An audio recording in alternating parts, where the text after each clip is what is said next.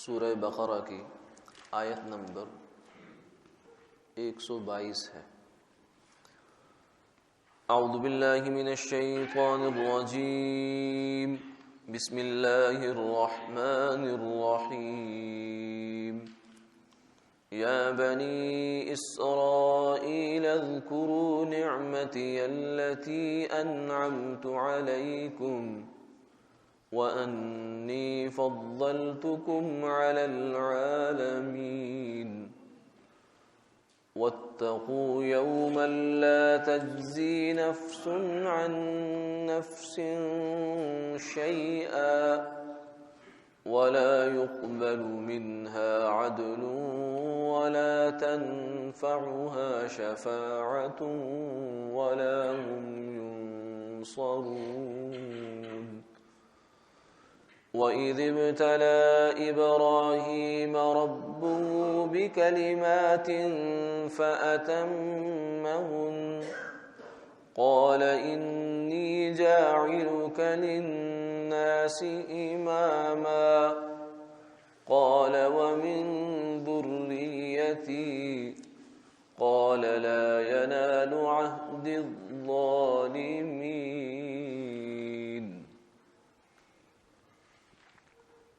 وَإِذْ جَعَلْنَا الْبَيْتَ مَثَابَةً لِلنَّاسِ وَأَمْنًا وَاتَّخِذُوا مِن مَّقَامِ إِبْرَاهِيمَ مُصَلًّى وَعَهِدْنَا إِلَىٰ إِبْرَاهِيمَ وَإِسْمَاعِيلَ أَن طَهِّرَا بَيْتِيَ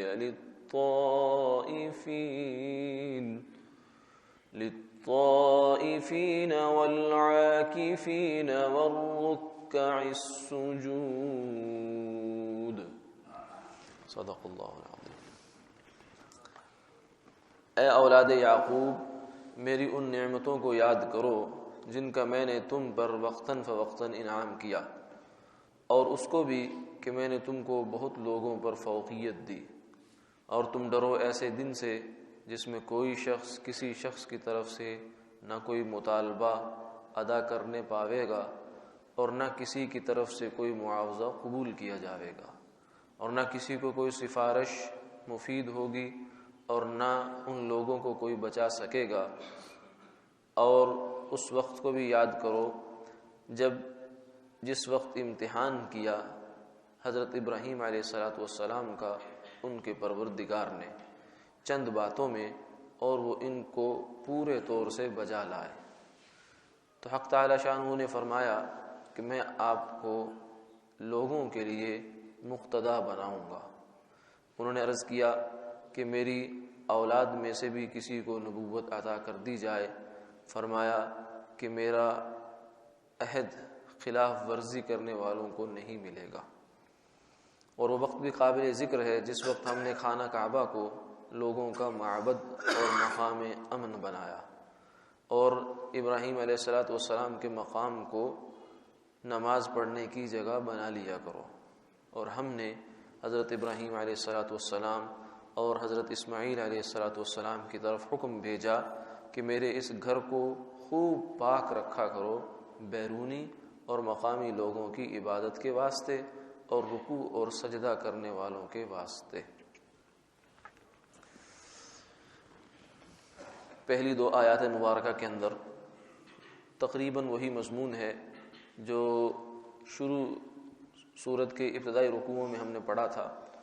یا بنی اسرائیل، اے بنی اسرائیل، اللہ کی ان نعمتوں کو یاد کرو۔ یعنی یہود کے ساتھ چونکہ اب تک تقریباً جو بات چلتی آئی ہے اس میں غالب حصہ قرآن پاک کی آیات کا وہ یہودیوں کے ساتھ مکالمے پر مشتمل تھا، تو یہاں یوں سمجھیے کہ اس کی تتمہ ہے اور اس کی تکمیل ہے، یا پھر یہ ہے کہ آگے جو واقعہ چل رہا ہے ابراہیم علیہ السلام کا، یہ بھی اس کی تمہید بھی ہو سکتی ہے کہ اللہ تعالیٰ نے فرمایا کہ میں نے تم پر بہت ساری نعمتیں کی ہیں۔ ان نعمتوں میں سے ایک نعمت یہ بھی ہے کہ ابراہیم علیہ السلام کی نسل میں تمہیں پیدا کیا۔ اور خود ابراہیم علیہ السلام کیا تھے؟ فرمایا کہ ان کا مقام یہاں واضح ہے کہ اللہ نے جب ابراہیم علیہ السلام کو آزمایا، امتحان لیا، امتحان لینا دو طریقے سے ہوتا ہے، دو وجہ سے ہو سکتا ہے. یا تو اس وجہ سے کہ ممتحن جو امتحان لینے والا ہے اسے معلوم نہیں ہوتا کہ جس کو امتحان لیا جا رہا ہے اس کے اندر صلاحیت کتنی ہے، وہ صلاحیت کو جانچنے کے لیے، پرکھنے کے لیے امتحان لیا کرتا ہے. اور دوسری وجہ یہ ہوتی ہے کہ ممتحن تو جانتا ہے کہ یہ جس کا امتحان لیا جا رہا ہے یہ کون ہے اور کیا اس کی صلاحیت ہے، البتہ دوسرے لوگوں کے سامنے اس کو واضح کرنا چاہتا ہے. تو اللہ رب العزت جو ہے ان کا امتحان پہلی قسم کا تو ہو نہیں سکتا، اس لیے کہ وہ تو ہر خفی اور جلی چیز کو جانتے ہیں، پوشیدہ کو اور جو ہے سامنے ظاہر کو جانتے ہیں. ان کے علم سے تو کوئی چیز مخفی نہیں ہے، کسی مخلوق کی کوئی صلاحیت، کوئی جو ہے وہ حرکت ان سے مخفی نہیں. پہلا امتحان تو نہیں ہوتا.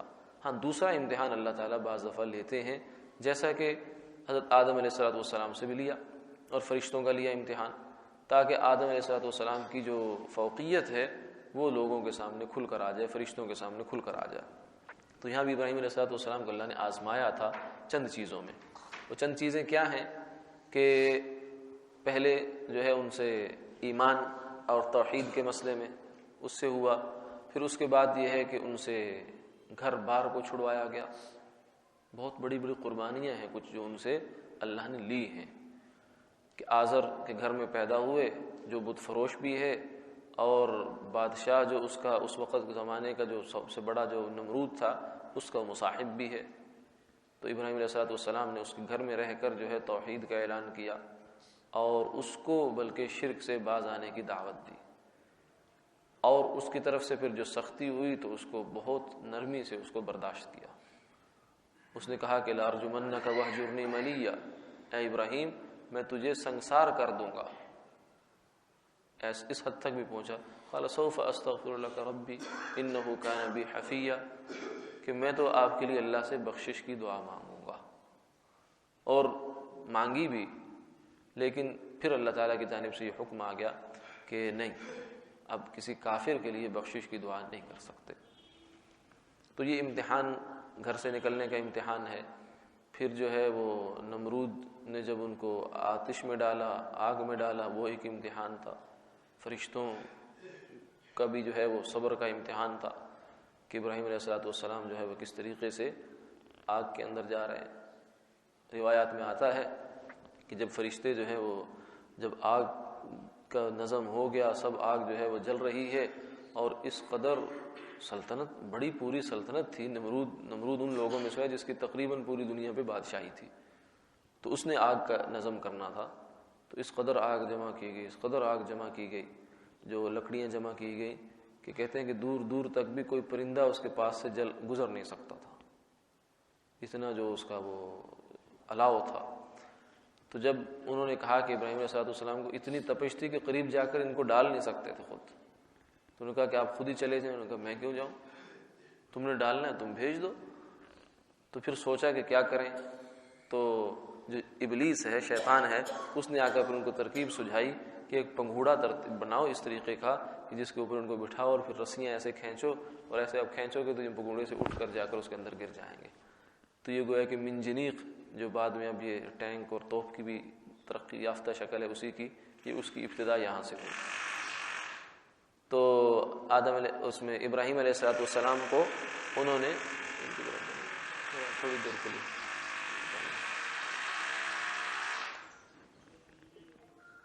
تو اس میں بٹھا کر جب ان کو ڈالنے لگے آگ کے اندر، تو فرشتوں میں سے ایک دو فرشتوں نے آپس میں یہ کہا کہ اللہ تعالیٰ کے خلیل ہیں، مقرب ہیں، محبوب ہیں، اور یہ کیا ہو رہا ہے. تو اللہ تعالیٰ سے اس بات کا میں عرض کیا. اللہ تعالیٰ نے فرمایا کہ جاؤ جا کر ان سے بات کر لو. تو فرشتے آ کر کہنے لگے کہ آپ کی جان جو نا آپ کو آگ میں ڈالا جا رہا ہے، ہم آپ کی مدد کے لیے آئے ہیں، اگر آپ کہیں تو ہم آگ کو بجھا دیں. فرمایا کہ کس نے بھیجا ہے، اللہ تعالیٰ نے بھیجا ہے یا خود آئے ہو. اور عرض کیا کہ خود آئے ہیں، اللہ تعالیٰ کی اجازت سے آئے ہیں لیکن خود آئے ہیں. تو فرمایا کہ اما الیکم فلا، مجھے تمہاری کوئی ضرورت نہیں ہے. یہ ہے ابراہیم علیہ السلام کا اللہ پر جو اعتماد اور توکل تھا، وہ یہ تھا کہ جب اللہ میرا ہے وہ مجھے دیکھ رہا ہے، حسبی اللہ، اللہ مجھے کافی ہے۔ اور پھر جب اللہ تعالیٰ نے، اور مفسرین نے یہ لکھا کہ عام طور سے اللہ تعالیٰ جو ہے وہ دنیا کے نظام جب اسباب کے ساتھ چلاتے ہیں، لیکن ابراہیم علیہ السلام نے چونکہ اللہ پر براہ راست توکل کیا تھا تو اللہ نے ان کے لیے نظام بھی دوسرا کیا کہ آگ کو ختم نہیں کیا، پانی استعمال نہیں کیا، بلکہ آگ کو آگ رکھتے ہوئے گلزار بنا دیا۔ آگ موجود ہے، دیکھنے والوں کے لیے آگ ہے، دوسروں کے لیے اب بھی آگ ہے وہ، لیکن ابراہیم علیہ السلام کے لیے اس کے اندر آگ ہونے کی صفت ختم کر دی اللہ تعالیٰ نے۔ وَهُوَ عَلَى كُلِّ شَيْءٍ قَدِيرٌ، اللہ تو ہر چیز پر قادر ہے۔ تو یہ بھی امتحان، پھر اس کے بعد جو ہے وہ ہجرت کا امتحان، مصر میں گئے وہاں امتحان، یعنی قدم قدم پر ان کو آزمائشوں سے گزرنا پڑا۔ پھر بیت اللہ کی تعمیر ہوئی، یہ بھی ان سے اللہ تعالیٰ نے کی۔ پھر بچے اسماعیل کو اور ہاجرہ کو چھوڑ کر فرمایا کہ نکل جاؤ، بغیر بتائے نکل گئے، یہ بھی امتحان۔ پھر جب فلما بلغ معه السعي قال يا بني اني ارى في المنام، جب اولاد جو ہے بڑھاپے کے اولاد وہ چلنے پھرنے کے قابل ہو گئی، فرمایا کہ اس کو ذبح کر دو، یہ ایک امتحان۔ تو یہ قربانیاں جو ہیں ابراہیم علیہ السلام کی زندگی وہ ان امتحانات سے اور قربانیوں سے بھری پڑی ہے۔ تو اس کے اوپر فرمایا کہ ابراہیم علیہ السلام نے یہ سارے کام بہت اچھے طریقے سے پورے کر دیے، جیسے ہم ان سے چاہتے تھے ویسے بہو بہو پورے کر دیے۔ تو پھر اللہ نے اب انعام دیا ہے، کیا ہے؟ انی جاعلک للناس اماما، کہ میں تمہیں تمام لوگوں کے لیے رہتی دنیا تک کے لیے امامت کا جو ہے وہ منصب دے رہا ہوں۔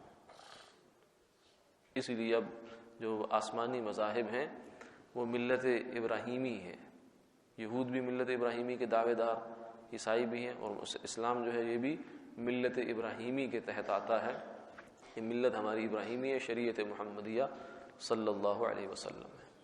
تو اس میں ہمیں جو ایک چیز ملتی ہے، جو پیغام ملتا ہے، وہ یہ ہے کہ جس قدر انسان اللہ کے لیے مشقت اٹھاتا ہے، قربانی کرتا ہے، مجاہدہ کرتا ہے، اللہ کی جانب سے بھی انعام اسی قدر آتا ہے۔ اللہ کے حکم کو پورا کرنے کے لیے جس قدر اس کو مشقت برداشت کرنی پڑتی ہے، تکلیف ہوتی ہے، نفس پر تکلیف ہو تو، جسم پر تکلیف ہو تو، یعنی اپنے جو خواہشات اس میں کچلی جائیں، مسلی جائیں، تو اس پر جو اللہ کی جانب سے انعام ملتا ہے وہ اسی قدر زیادہ ہوتا ہے۔ المشاہدہ بقدر المجاہدہ، اللہ کی جانب سے جو عطا ہوتی ہے وہ مجاہدے کے بقدر ہوتی ہے۔ تو دین کے لیے اس لیے ہمیں فضائل ملتے ہیں چیزوں کے۔ سردیوں میں وضو کرنا یہ خاص فضیلت کا عمل ہے، کیونکہ دل نہیں چاہتا، طبیعت نہیں چاہتی، تو جو آدمی کر لیتا ہے تو اللہ کی جانب سے اس کے اوپر نظر رحمت زیادہ پڑتی ہے بنسبت دوسروں کے۔ تو دین کے لیے اپنے آپ کو مشقت میں ڈالنا، اور بالخصوص پھر نفس کے تقاضوں کو پامال کرنا۔ نفس چاہتا ہے برا کام کرنے پر، نفس چاہتا ہے کہ نماز نہ پڑھو، نفس چاہتا ہے کہ حلال نہ کھاؤ، حرام کھاؤ، اس کو روک لینا۔ وَأَمَّا مَنْ خَافَ مَقَامَ رَبِّهِ وَنَهَى النَّفْسَ عَنِ الْهَوَىٰ فَإِنَّ الْجَنَّةَ هِيَ الْمَأْوَىٰ، فرمایا کہ جنت میں جانا تو کوئی مشکل نہیں ہے، 2 قدم ہے، دوسرا قدم جنت میں، ایک قدم ہے نفس کی گردن پر، وَنَهَى النَّفْسَ عَنِ الْهَوَىٰ فَإِنَّ الْجَنَّةَ هِيَ الْمَأْوَىٰ، دوسرا قدم جنت میں جا پڑتا ہے انسان کا، کہ اپنے نفس کی جو ہے مان کرنا چلے۔ تو یہ بھی ایک مجاہدے کی صورت ہوتی ہے۔ تو اللہ کی جانب سے جو اس پر انعام ہے، جتنا بڑا مجاہدہ، اس لیے فرمایا کہ گناہ کو چھوڑنے کے لیے، گناہ کرنے کے لیے نفس تقاضا کرتا ہے، شیطان تقاضا کرتا ہے، اس تقاضے کو ہم جتنا پامال کریں گے اللہ کی جانب سے اتنا انعام اترے گا، جتنی اس میں ہمت اور کوشش لگے گی اتنا اجر بڑھ جائے گا۔ گناہ کا تقاضا کم زور ہے، کم ہے، تھوڑا ہے تو اجر بھی تھوڑا ہے۔ اس لیے فرمایا در جوانی توبہ کردن شیوائے پیغمبری است، کہ جوانی میں چونکہ قوا انسان کے مضبوط ہوتے ہیں، ہمت جوان ہوتی ہے، اور گناہ کا تقاضا بھی شدید ہوتا ہے۔ اس زمانے میں کوئی اگر اللہ سے ڈر کر اپنے آپ کو گناہ سے بچا لے تو یہ پیغمبروں کی مشابہت اختیار کرتا ہے، اور ان 7 لوگوں میں جو جوان شامل ہو جاتا ہے جن کو اللہ قیامت والے دن اپنے عرش کا سایہ نصیب کریں گے۔ خصوصی اعزاز ہے، خصوصی پروٹوکول ملے گا ان 7 بندوں کو، اس میں سے ایک بندہ وہ بھی ہے شاب نشأ فی عبادت اللہ، وہ جوان کہ جس کی جوانی اللہ کی عبادت میں گزر جائے۔ تو کیوں؟ اس لیے کہ اس زمانے میں مجاہدہ زیادہ ہے۔ اور دوسری چیز جو اس میں معلوم ہوتی ہے وہ یہ ہے کہ جس قدر انسان کی قربانی زیادہ ہوتی ہے اللہ اس کے فیض کی مدت کو بڑھا دیتے ہیں، فیض کی مدت کو بڑھا دیتے ہیں۔ یعنی دین کے لیے جتنا انسان قربانی کرتا ہے، آگے جو اس قربانی کے نتیجے میں دین کے جو سلسلے چلتے ہیں وہ اسی قدر لمبے چلتے ہیں جتنی قربانی زیادہ ہوتی ہے۔ قربانی کم ہوگی تو آگے اس کا جو سلسلہ چلے گا وہ بھی کم ہوگا۔ اب کئی ایسے خاندان ہمیں نظر آتے ہیں کہ جنہوں کے بڑے نیک تھے اور بہت انہوں نے قربانیاں مجاہدے کیے، اللہ نے دیر تک آگے ان کے سلسلے چلا رکھے ہیں، اور کہیں ہے کہ وہ جلدی ختم بھی ہو جاتے ہیں۔ تو یہ بھی ایک چیز ہوتی ہے۔ ابراہیم علیہ السلام نے قربانی کی انتہا کر دی تو اللہ نے بھی ان کے جو کار خیر اور خیر کا جو سلسلہ ہے وہ بھی لامحدود کر دیا قیامت تک کے لیے، کیونکہ اسلام باقی ملتیں تو چلو مسخ ہو گئی، منسوخ ہو گئی، لیکن اسلام کی ملت تو قیامت تک باقی رہنی ہے۔ اور جب تک بھی کوئی ایک بندہ بھی اسلام پر باقی ہے، اسلام کی کسی بھی چیز پر عمل کر رہا ہے، اس کا ثواب ابراہیم علیہ السلام کو بھی مل رہا ہے، کیونکہ ملت ان کی ہے یہ۔ اس لیے فرمایا کہ کار خیر میں بنیاد بن جانا چاہیے انسان کو، کوشش کرنی چاہیے کہ میری ذریعے سے میرا حصہ کسی کار خیر میں پڑ جائے، کیونکہ جب تک وہ عمل ہوتا رہے گا، اس جیسا عمل ہوتا رہے گا یا وہ عمل چلتا رہے گا، اس کا اجر ملتا رہے گا۔ آدمی کو پتہ بھی نہیں ہے، ایسا کھاتا ہے کہ جس کا علم بھی نہیں ہے، اور اس کا اجر اس کو انسان کو مل رہا ہے۔ تو ابراہیم علیہ السلام کو اللہ تعالیٰ نے امامت کے منصب پر فائز فرمایا۔ پھر آپ نے پوچھا وَمِن ذُرِّيَّتِي، اے اللہ میری اولاد کا کیا بنے گا؟ تو اپنی اولاد کے لیے اللہ سے خیر مانگنا یہ کوئی منع نہیں ہے، انبیاء علیہ السلام کی سنت ہے۔ اپنی اولاد کے لیے نیکی مانگنا، یعنی جب خود اپنے آپ کو نبوت اور امامت مل رہی ہے تو فرمایا کہ میری اولاد میں سے، تاکہ میرا سلسلہ، یہ اولاد کے لیے خیر مانگنا اس لیے ہوتا ہے کہ اولاد آگے انسان کا سلسلہ چلاتی ہے، بالعموم جو نسبی اولاد ہے اسی سے چلتا ہے یہ سلسلہ، تو یہ خیر اس لیے مانگی جاتی ہے تاکہ یہ نیک کام، نیک سلسلہ چلتا ہی رہے۔ لیکن اگر یہ نسبی اولاد میں چل جائے تو اچھی بات، اگر نہیں بھی نسبی اولاد میں تو پھر بھی سلسلہ تو چل سکتا ہے خیر کا، وہ ہے روحانی اولاد جو علماء کی ہوتی ہے، مشائخ کے جو شاگرد ہوتے ہیں، تلامذہ ہوتے ہیں ان کے، یہ ان کی روحانی اولاد ہوتی ہے۔ اور یہ فرمایا کہ روحانی اولاد وہ ہے جو روح کو ٹھنڈک پہنچاتی ہے۔ جو جسمانی اولاد، نسبی اولاد ہے، وہ تو ہو سکتا ہے جسم کو راحت پہنچائے، اس لیے دعا یہ کرنی چاہیے کہ اللہ ہماری جسمانی اولاد اور نسبی اولاد کو بھی روحانی اولاد بنا دے، یعنی وہ ایسی اولاد ہو جائے جو والدین کی روح کو ٹھنڈک پہنچانے والی، وہ کار خیر جو بھی کرے گی والدین کو اس کا صلہ پہنچتا رہے گا۔ تو اس لیے آپ نے یہ سوال کر لیا اللہ ومن ذریتی، میری اولاد کا کیا بنے گا؟ فرمایا لا ینال عہد الظالمین، یعنی ان کو بھی یہ ملے گا حصہ، اس میں سے نبوت ملے گی۔ اور پھر یہ ہوا کہ ابراہیم علیہ السلام کے بعد جو نبوت آئی ہے وہ سب ان کے اولاد میں آئی ہے، دعا قبول کی اللہ تعالیٰ نے، لیکن ساتھ یہ فرمایا کہ لا ینال عہد الظالمین، ظالموں کو یہ چیز نہیں ملے گی، یعنی نبوت اور ظلم یہ دو چیزیں جمع نہیں ہو سکتی۔ تو یہیں سے علماء نے کہا کہ یہ بہت بڑی جو ہے دلیل ہے اس بات کی کہ انبیاء علیہ السلام معصوم ہوتے ہیں، نبی معصوم ہوا کرتے ہیں، ظالم نبی نہیں ہو سکتا۔ اور ظلم، گناہ، ہر گناہ جو ہے ظلم ہے، ہر نیکی عدل ہے اللہ کی جناب میں، کیونکہ اللہ کے حقوق میں جب بھی کوئی گناہ گار گناہ کرتا ہے وہ ظلم کر رہا ہوتا ہے۔ سب سے بڑا ظلم شرک ہے، اور اس سے نیچے پھر سارے مظالم ہی ہیں۔ ہم سمجھتے ہیں کہ شاید کسی کا مال چھیننا، کسی کو مارنا، پیٹنا، یہی صرف ظلم ہوتا ہے، یہ بھی ظلم ہے، لیکن اس کے علاوہ جو اللہ کی جناب میں کوتاہی کرنا یہ بھی ظلم ہوتا ہے۔ تو فرمایا کہ کوئی بھی گناہ گار جو ہے وہ نبی نہیں ہو سکتا۔ تو اس سے معلوم ہوا کہ انبیاء علیہ السلام معصوم اور پاک اور گناہوں سے صاف ہوتے ہیں، گناہ ان کے قریب بھی نہیں گزر سکتا۔ حضرت حکیم الامت مولانا اشرف علی تھانوی رحمہ اللہ فرماتے ہیں کہ جیسے ہمیں عام انسان کو، عقل مند آدمی کو نجاست دیکھ کر گھن آتی ہے، ہم تصور نہیں کر سکتے کہ کوئی سمجھدار آدمی بشرط سلامت فہم عقل نجاست کھائے گا. کسی کو کہا بھی جائے تو نہیں مانتا آدمی, طبیعت نہیں مانتے کہ یہ ہو ہی نہیں سکتا.